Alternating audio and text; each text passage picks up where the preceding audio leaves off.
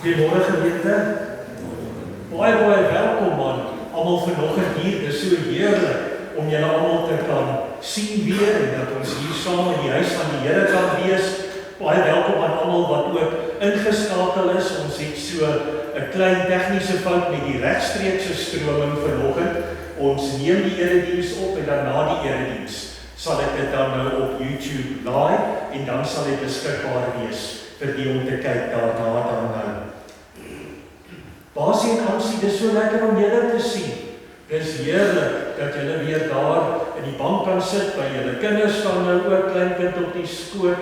Baie welkom en ook van ons studente wat weer hier is ook. Mika, lekker dat jy ook hierso is dan nou ook. Gemeente, kom ons kyk net na enkele aankondigings. En voordat ek die verjaarsdag wil lees, wil ek net julle aandag vestig op 'n skrywe. Hy is nou al 2 weke in die e-wel te wete. Annetjie het so 'n paar hardekopieë gedruk wat by die uitgange is en hy is in die e-wel te wete wat julle kan lees. Aktuele aangeleenthede in Suid-Afrika, 'n skrywe van die Algemene Kommissie waar daar onder andere gevra word vir voorbidding vir ons land in die algemeen, maar in die besonder ook hierdie week, hierdie maand, verwysing met die verkiesing wat voorlê ook. En dat ons as Christene, wat ook landsburgers is, ons is in die eerste plek gelowige kinders van die Here, ons is burgers van God se koninkryk, maar in die tweede plek is ons ook burgers van die land waarin ons woon. En daarom het ons 'n verantwoordelikheid ook ten opsigte van 'n verkiesing. Voorbidding en ook wysing met die trek van 'n kruisie dan nou ook. So ek vestig net julle aandag daarop dat julle asseblief daardie skrywe sal lees. En dan ons verjaarsdag. Ek wil net hoor, is daar dalk iemand wat vandag of môre verjaar, wat ons miskien oorgeslaan het? Niemand nie? Dan Dinsdag, Magda, Platinum lidmate, 'n groot verjaarsdag vir jou Dinsdag. Magda, baie geluk. Mag die Here jou ryklik seën. Mag jy sy genade en sy nabyheid en sy troos ook ervaar in jou nuwe lewensjaar. Van die hele gemeente baie geluk, hoor.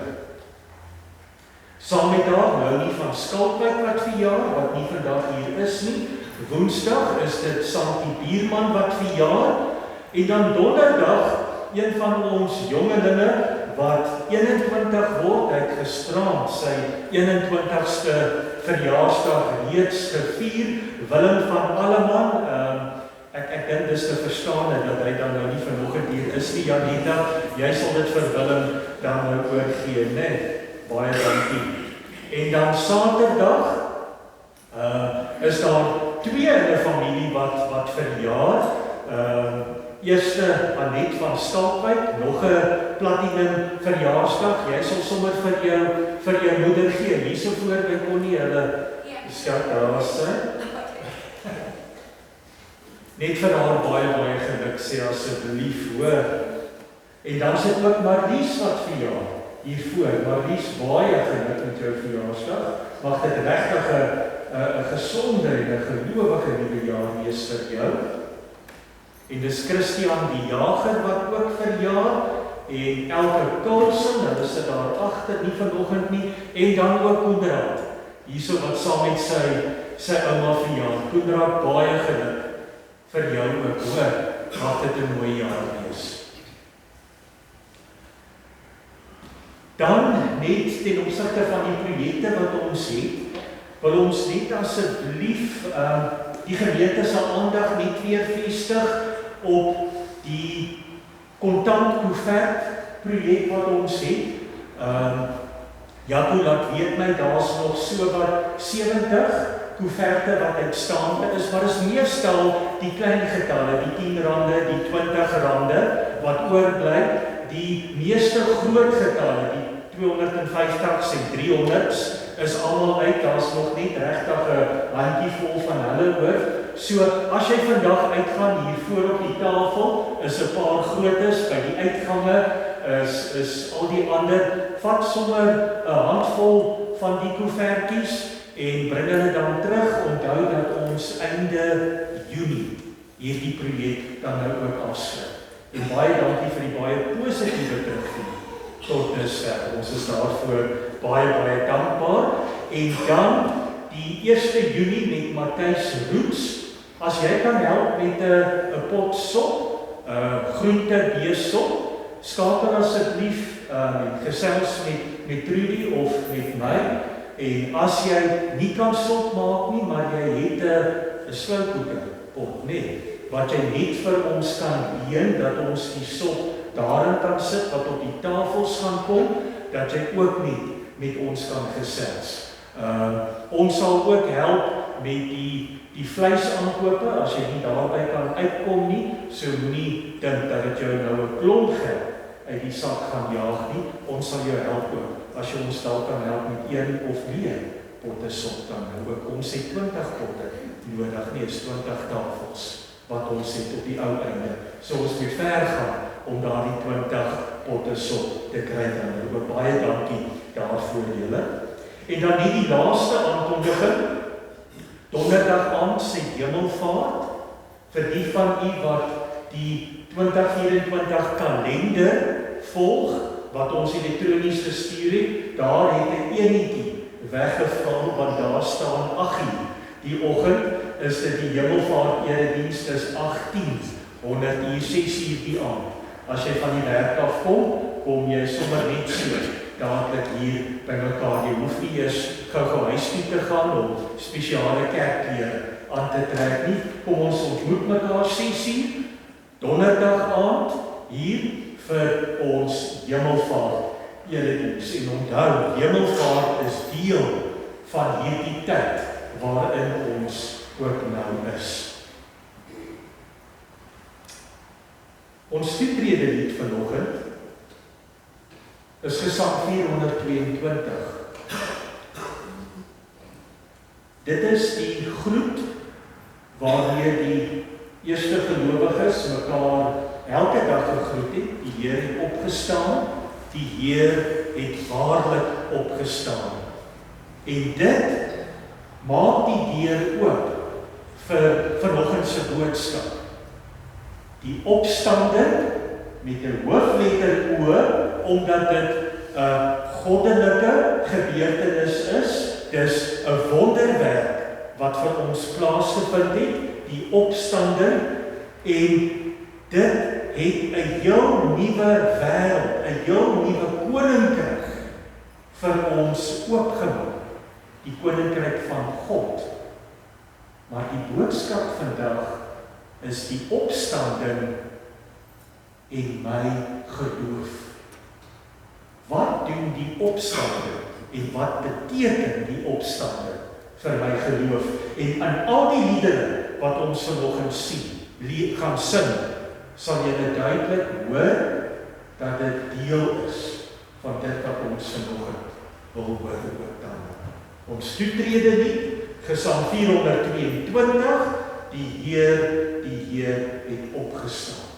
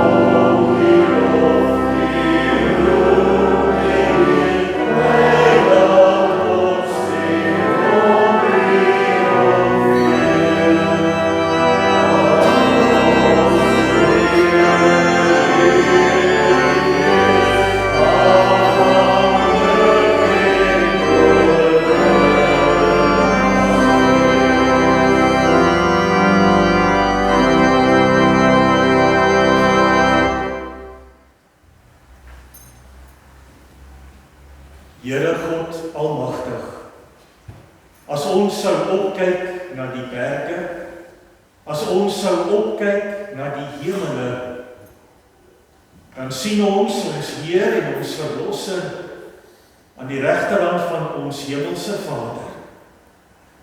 En ons bely dat al ons hulp, al ons krag, al ons hoop van die God kom, wat nooit sal laat val, die werke van sy hande nie.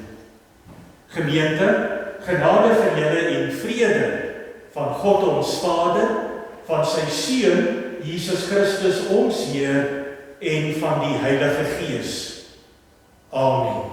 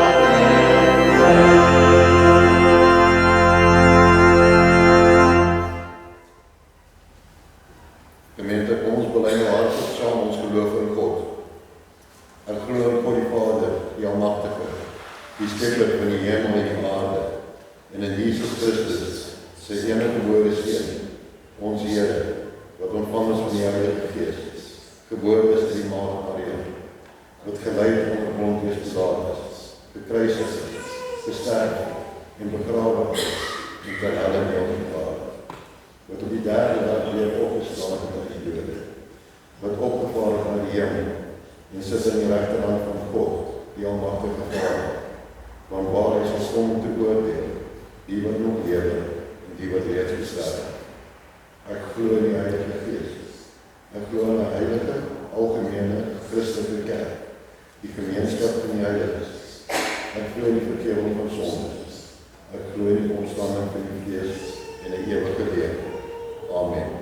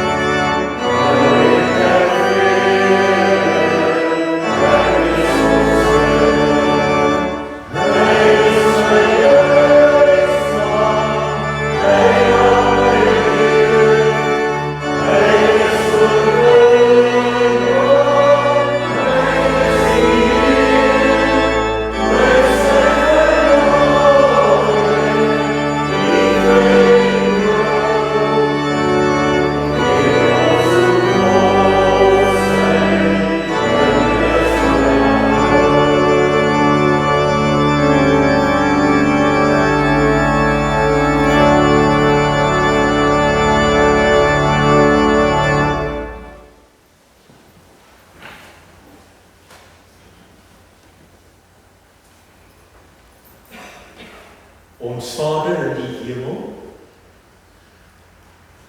laat U naam vanoggend geheilig word, en laat U koninkryk vandag kom, in ons, en ook om ons, en laat U wil geskied, in ons gedagtes, ons woorde en ons dade,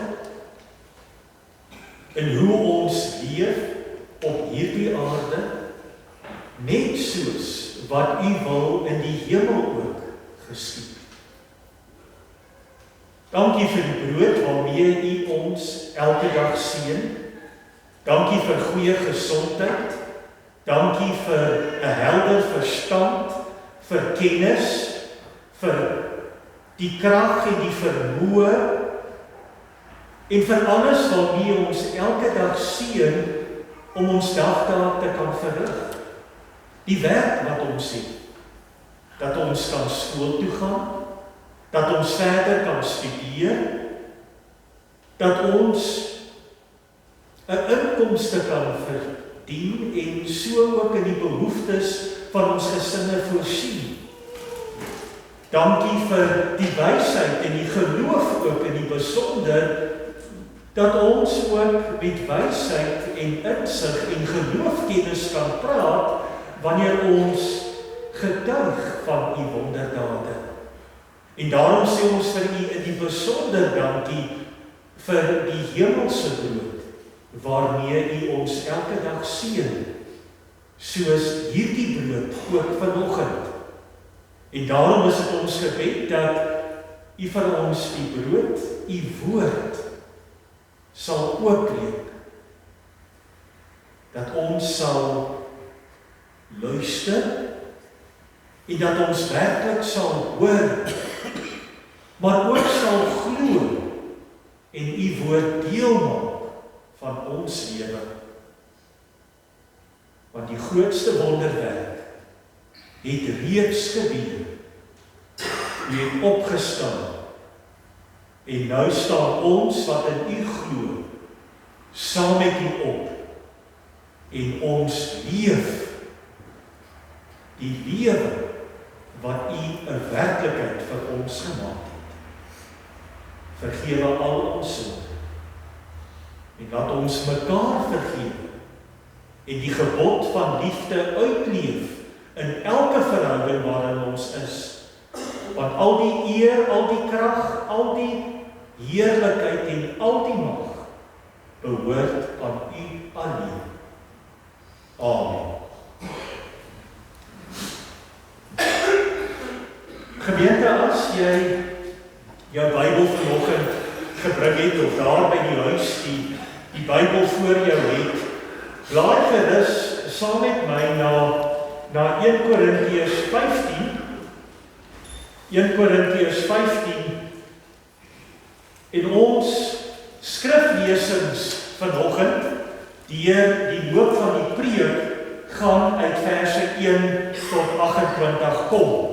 Ons gaan die gedeelte nie in sy geheel nou lees nie, maar om dit 'n bietjie beter te verstaan, gaan ons dit in 'n paar gedeeltes opbreek en hoor wat God in die besonder vanoggend vir ons oor die opstanding van die Here Jesus Christus wil sê. So hou die Bybel oop by 1 Korintiërs 15 verse 1 tot 28, by 'n paar geleenthede gaan ek julle vat na 'n paar verse toe, ons lees dit saam en ek verduidelik dit dan onder leiding van die Heilige Gees aan julle vanoggend dan nou ook.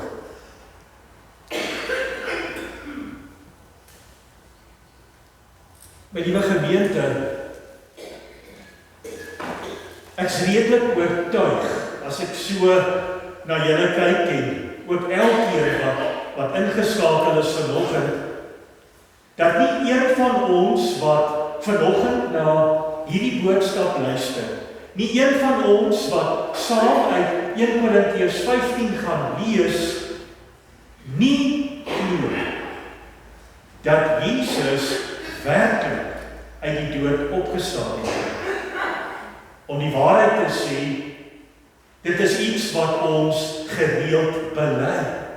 En ons bely dit ook hardop saam, soos wat ons dit vanoggend gedoen het. En of dit nou uit gewoonte is of nie, dit is 'n geloofsbelydenis wat in woorde by ons mond uitkom. Maar hoor nou hier.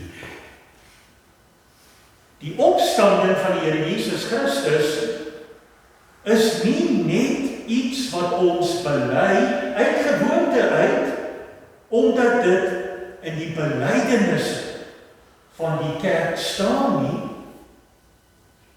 of omdat ons maar net hierdie hoop in ons koester dat dit werklik gebeur het nie.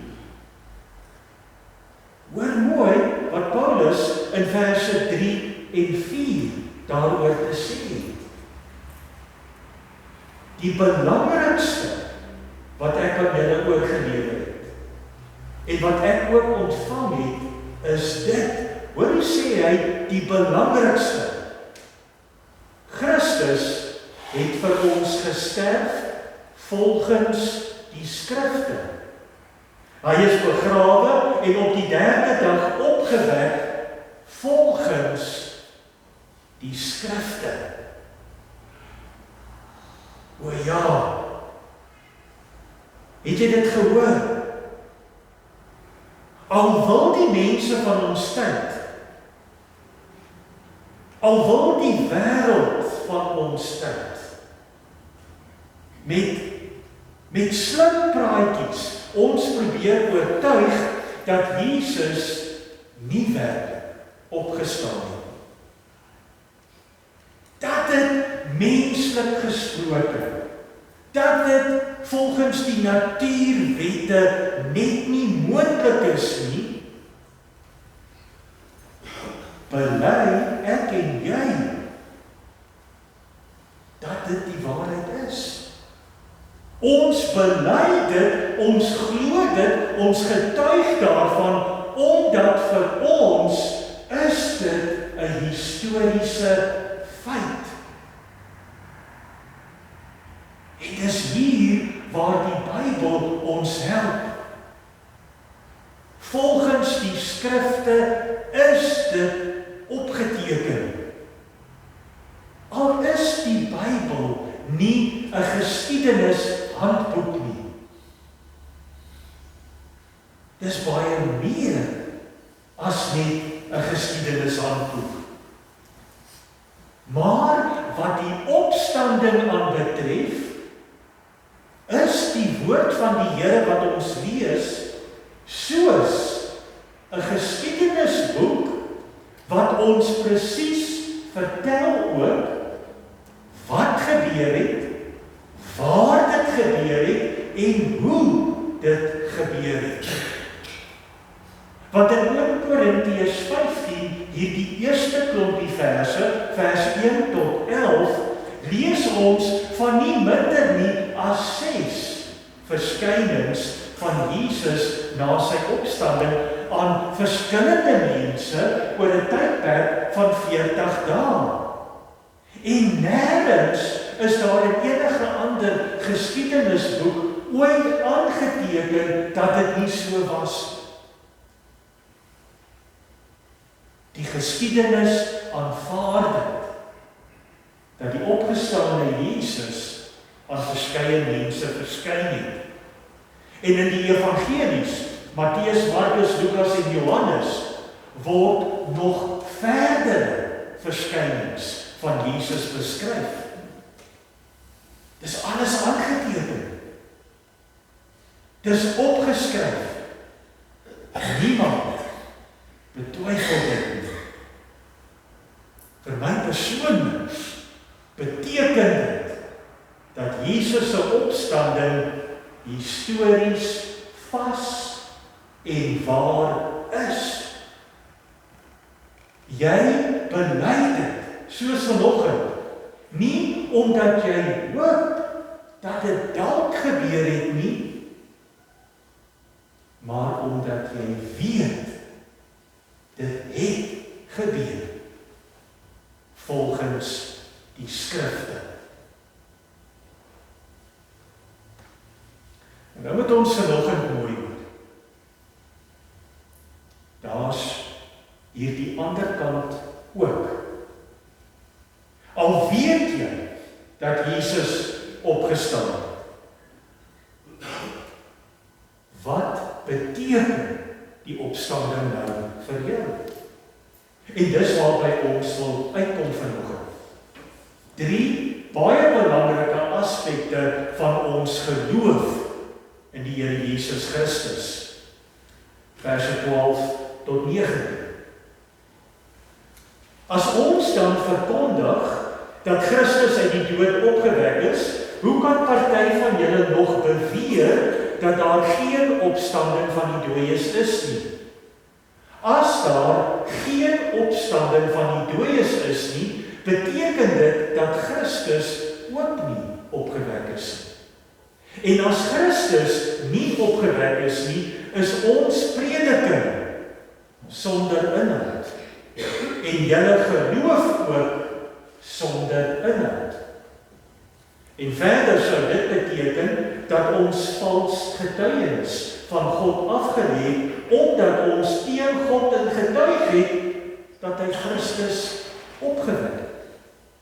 As dit dan waar is, dat die dooies nie opgewek word nie, het hy Christus ook nie opgewek nie.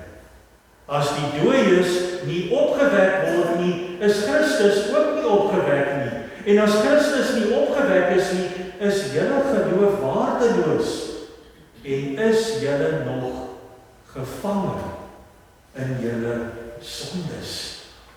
Dan is ook die wat in Christus gesterf het, verlore. As ons net vir hierdie lewe ons hoop op Christus vestig, is ons die bejammeringswaardigste van alle mense.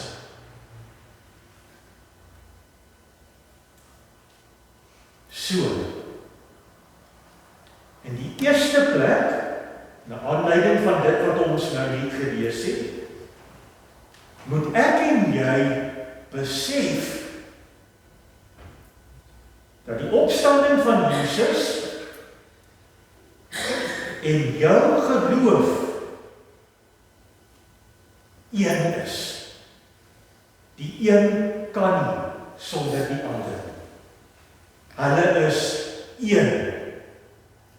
Want dink bietjie mooi. As Jesus in die graf sou gebly het, as hy nie opgestaan het nie, dan was Jesus maar soos enige ander persoon in die geskiedenis. Dan was hy maar net nog 'n held vir baie mense, maar net nog 'n persoon wat op die ou einde ook maar doodgegaan het. Soos al die ander helde wat daar in die geskiedenis is. En wie van ons kan iets verwag van iemand wat dood is? Daar is niks nie. En wat meer is, hoe kan 'n godsdiens lewe as daardie godsdiens 'n dooie mens vereer? Dis dan 'n godsdiens wat waardeloos is, nie waar nie? En daarom skryf Paulus baie duidelik vir ons, en as Christus nie opgewek is nie, is ons prediking sonder inhoud en julle geloof ook sonder inhoud. Letterlik staan daar geskryf, dan is julle geloof leeg.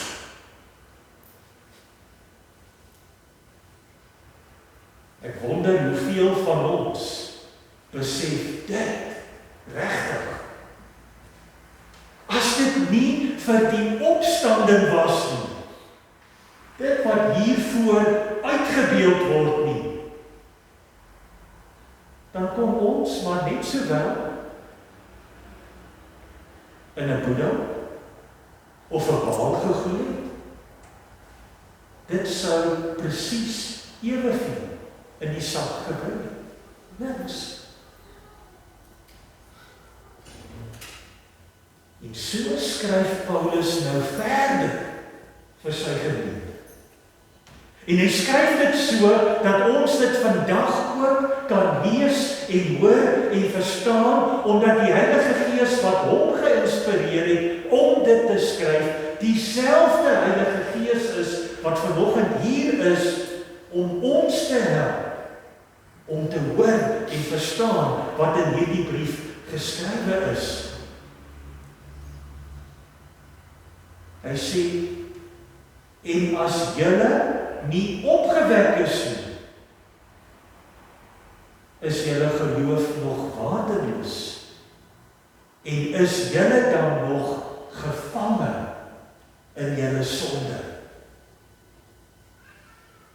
En vir jou en my beteken dit, as Jesus nie uit die dood opgestaan het nie, dan sou die offer wat hy daardie Vrydag vir jou en my aan die kruis gebring het, ook dan niks beteken nie. Want dat God hom op die 3de dag uit die dood opgewek het, is God sy ja op die offer wat hy op Golgotha vir jou en my gebring het. Die opstanding uit die dood sê vir ons, God aanvaar die losprys wat Jesus met sy eie liggaam betaal het. Hy aanvaar dat ons sondeskuld ten volle vereffen is. Ons skuld by die Here is afbetaal. Hy het dit aanvaar. Niks staan nou meer tussen jou en God nie. En daarom sê Paulus hierdie wonderlike woorde, omdat Jesus opgestaan het, is ons geloof nie nutteloos nie, want ons glo in 'n lewende God. En omdat ek verlos is van die houvas op Satan, wat Satan op my probeer kry, staan daar nou niks meer tussen my en die ewige lewe.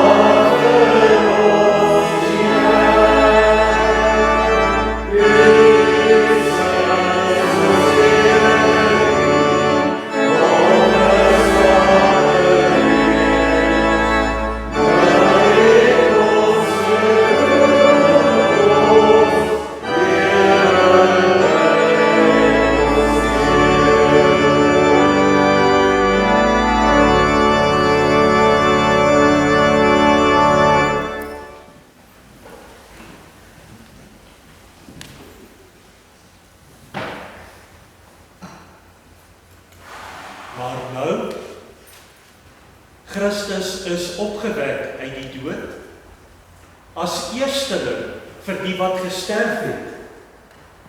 Aangesien die dood deur 'n mens gekom het, het die opstanding van die dooies ook deur 'n mens gekom. Net soos almal deur hulle verbondenheid met Adam sterf, so sal almal in Christus lewend gemaak word. Maar daar is 'n volgorde. Die eersteling is Christus. Daarna by Christus se koms die wat aan hom behoort.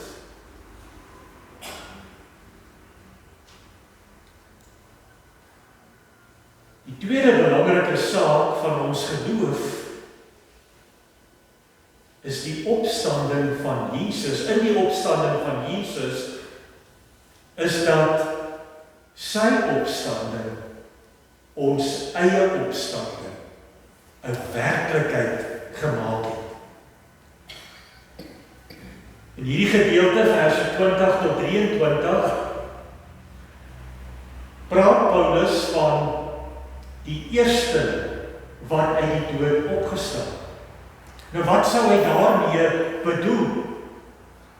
Wat Paulus hier doen is, hy vat ons nou terug na die Ou Testament toe. Hy vat ons terug daar in Levitikus 23 vers 10, daar waar ons hoor dat die eerste gerf na die oes, na die priester toe geneem is. En dat hierdie eerste gerf die hele oes verteenwoordig.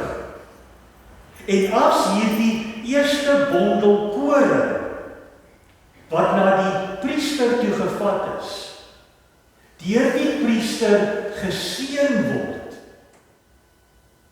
dan was dit vir die Israeliete die waarborg, die bewys, die teken dat die hele oes geseën is.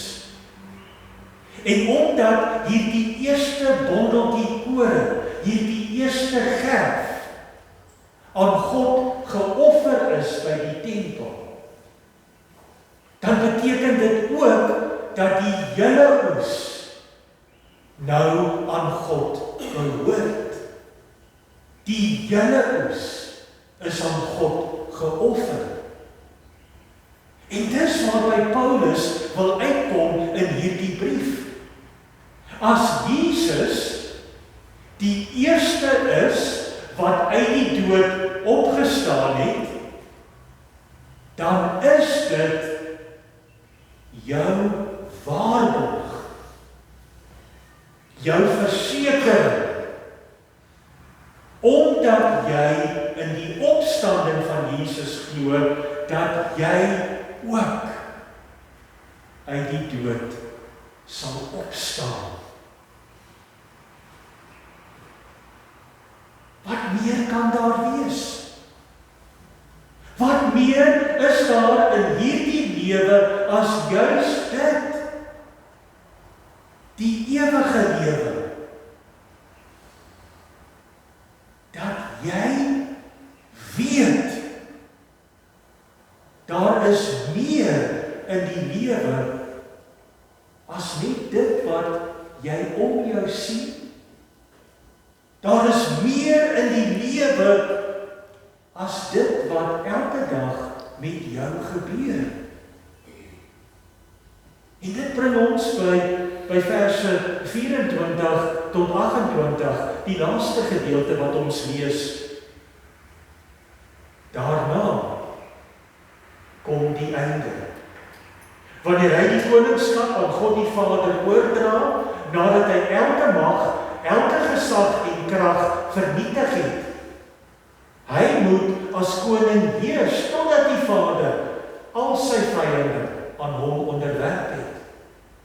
Die laaste vyand wat vernietig word, is die dood. Daar staan immers geskrywe, alles wat hy aan hom onderwerp. Maar as die skrif sê, dat alles aan Christus onderwerp is dit duidelik, dat die Vader wat alles aan hom onderwerp het, uitgesonder is. Want wanneer alles aan die Seun onderwerp is, sal hy hom ook self onderwerp aan die Vader, wat alles aan hom onderwerp het. So sal God alles wees vir almal. So sal God alles wees vir alles en vir almal. En hiermee loop Paulus nou die pad nog verder met ons as hy sê, mense wat deel het aan die Here se opstanding, dis daardie mense wat kan uitsien na 'n wonderlike toekoms, 'n goddelike toekoms. Want met die Here Jesus Christus se wederkoms weet ek en jy nou dat ons reeds aan die Here Jesus Christus behoort. En dat daar niks is wat dit ooit sal kan verander nie. En ek hoef ook nie vir die wederkoms bang te wees nie.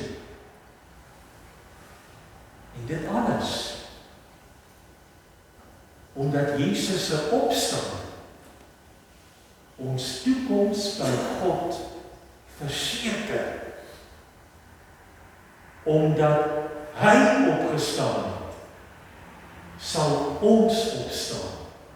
Omdat hy lewe, sal ons vir altyd lewe. Omdat hy by God is, by die Vader is, sal ons ook vir altyd by die Vader wees.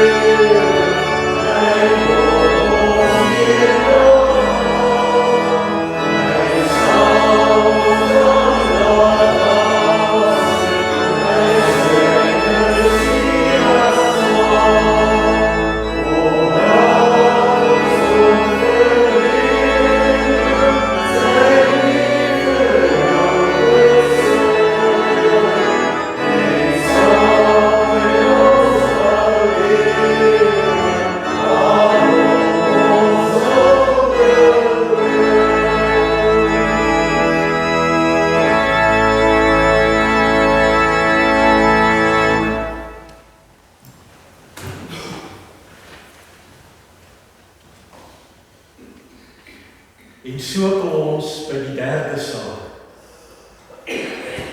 Nou dat jy verseker weet dat Jesus uit die dood opgestaan het, en omdat jy dit met oortuiging glo en dit ook bely, het jy ook hierdie geloofsekerheid in jou dat jy nou 'n toekoms by God het. Jy is nie 'n burger van 'n aardse koninkryk nie.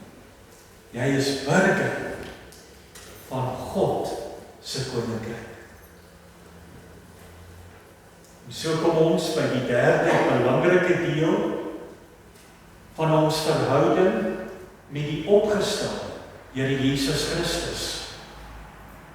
En dit is die vraag wat elkeen van ons self moet beantwoord. Leef ek soos iemand wat in die opstanding glo? Sien die wêreld om my, hoor die wêreld om my, dat ek 'n burger is van God se koninkryk? Dat ek glo in die opstanding van Jesus met alles wat dit vir my beteken en ook verseker?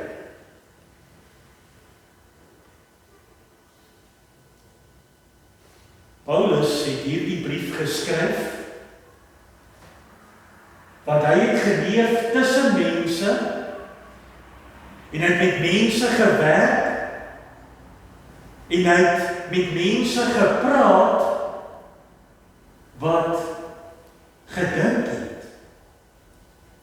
Ag, dit gedink het, en daarom ook dit geglo het, wat al die mense, tot op daardie stadium gedink en geglo het, ag, kom ons eet en kom ons drink, want môre is ek dalk dood. Kom ek doen weer alles wat ek wil, voordat alles in elk geval verby is. Ons lewe is ons maar net tydelik, van geboorte tot tot afsterwe en dan is dit verby en dan staan niks nie.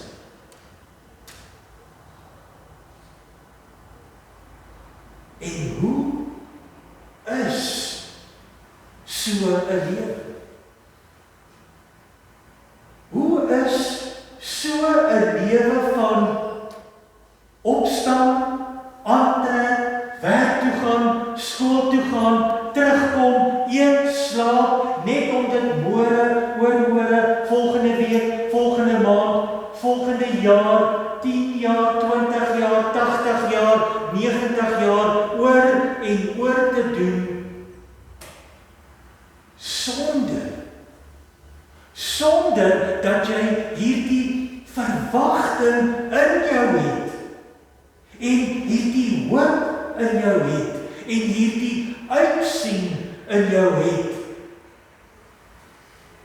dat dit alles nie verniet is. Dat my tyd saam met God op hierdie aarde waarde het, betekenis het, dat dit my toekoms hierna bepaal.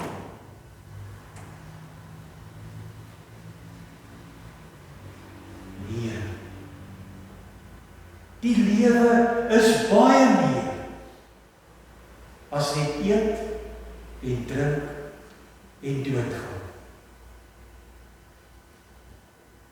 As kinders van die Here, as Christus gelowiges, as mense wat in 'n lewende verhouding staan met die opgestane Here Jesus Christus, leef ons en ons beleef, ons waardeer en ons is dankbaar vir die lewe elke dag.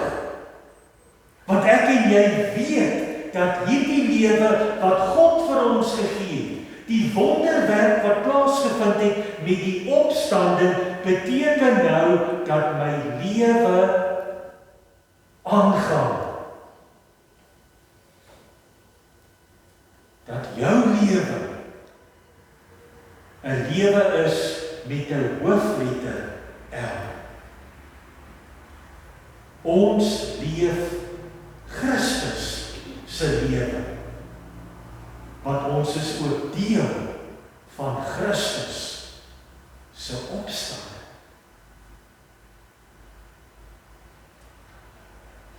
Dit beteken prakties vir ons, elke dag kan ek en jy opstaan. Daar vind 'n opstanding elke dag in ons eie lewe plaas. 'n Opstanding uit ons omstandighede uit. Want die Here het daardie klip wat tussen ons en God is, daardie klip wat so swaar op ons druk, weggerol. En ons kan die wêreld instap.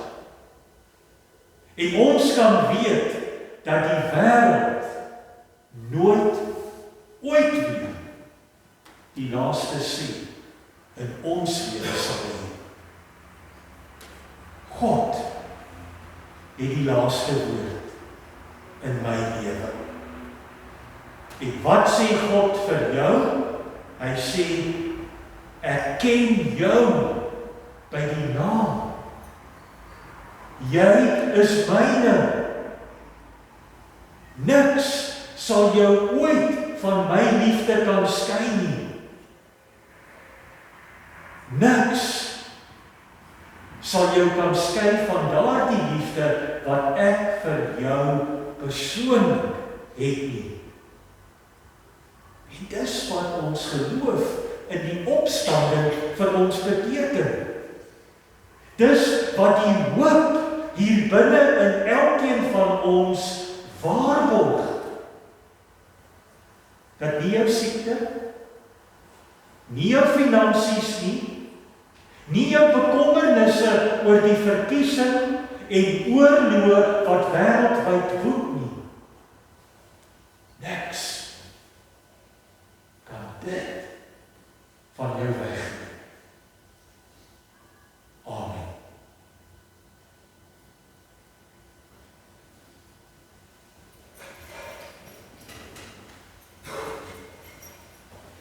Ons dank U, Heer en Hemelse Vader,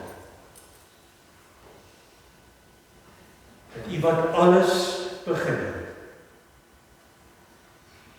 U wat in die begin daar was, steeds hier is,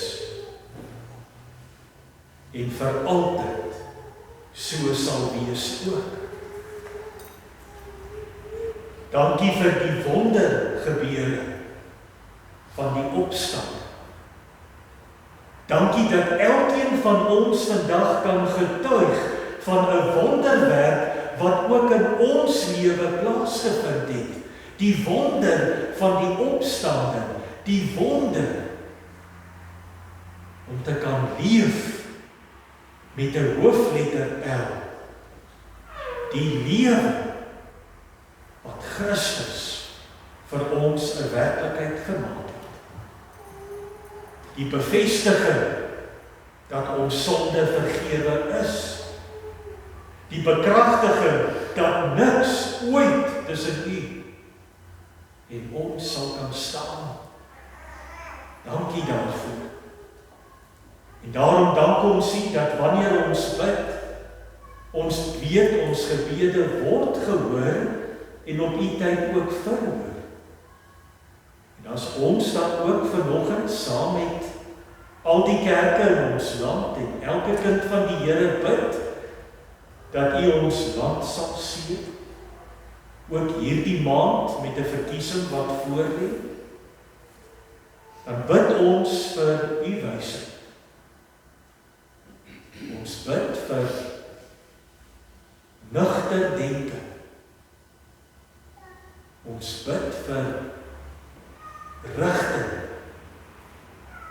Ons bid vir U vrede en U genade, U almag en U alwysheid.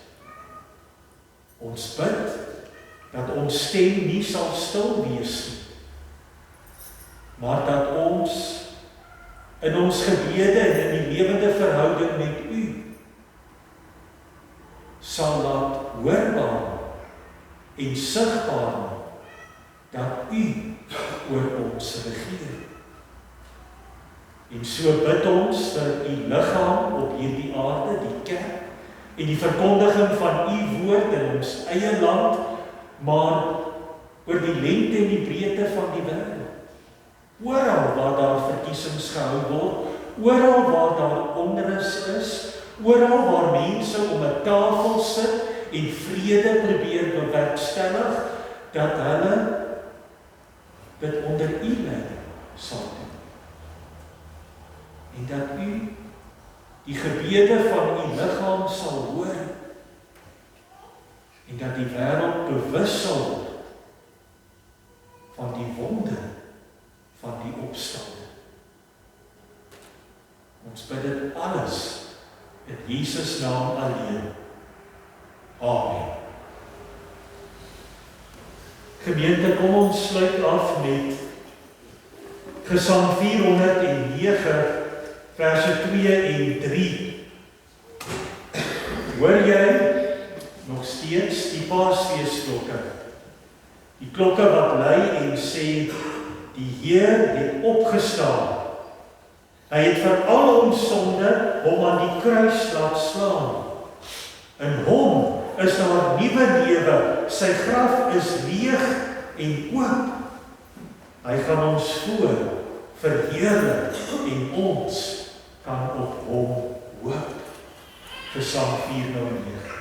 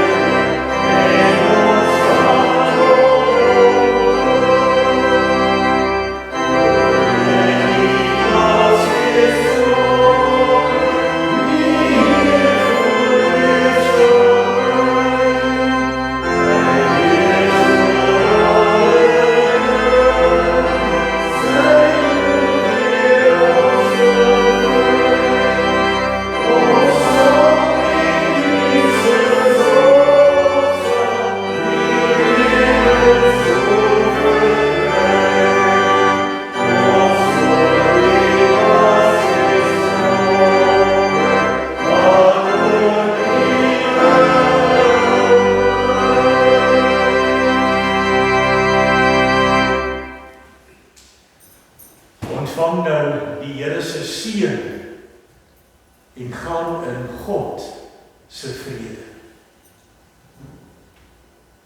Mag die genade en die liefde van God ons Vader, van sy Seun Jesus Christus ons Here, en mag die gemeenskap met die Heilige Gees ons trooster en ons leidsman met jou elkeen wees, nie net vandag nie, maar vir altyd, tot in ewigheid. Amen.